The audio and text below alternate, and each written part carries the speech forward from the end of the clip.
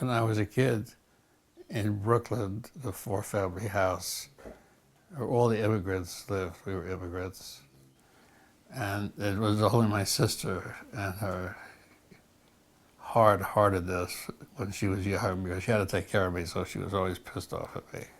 I think I told you this one, 1939 World's Fair. I was screaming to be taken. I had to go with an older person. And she had a new boyfriend. And somehow she talked him into accepting the idea that they would take me along. Very vexing, very vexing. And I was the seventh heaven. I just loved it.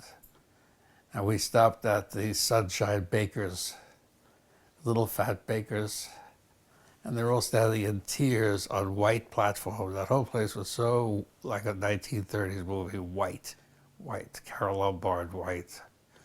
And all these little midgets came out, little tubby guys with little black mustaches, and they were going like this. And the aroma of fresh baking came out of the building. They're probably pumping it out into the air, and I just stood there breathing the smell of bread. And I love the smell of baking bread. And I was just waving back. and they dumped me. While I was in this trance, my sister and her boyfriend ducked out. And I turned around.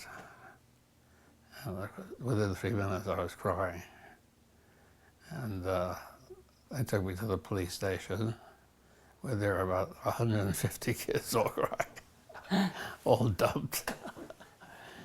And but I could speak. I was about 11 years old.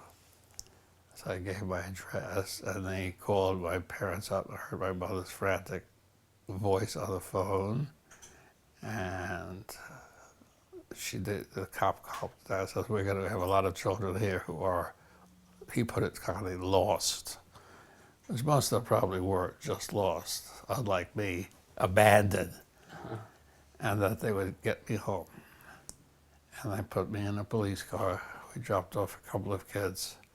And happily, when we got to my street, I was the only one left in the car. And they asked that to please put the siren on. Please put the siren on. They put the siren on. And I could see coming up, my mother had told everybody. So everybody in the neighborhood had their windows up. All the mothers were leaning out on pillows to watch. And the kids were pointing to me in the car. And when I got out of the car, there was 2 tall cops on either side of me. And they walked me up the stairs to the apartment, and there was, in the background was my sister, like that. And I pointed, I said, "She did this to me. She got rid of me." And my father turned and whack, whack, whack, and beat her up right in front. And I thought, there will never be another day as good as this as long as I live.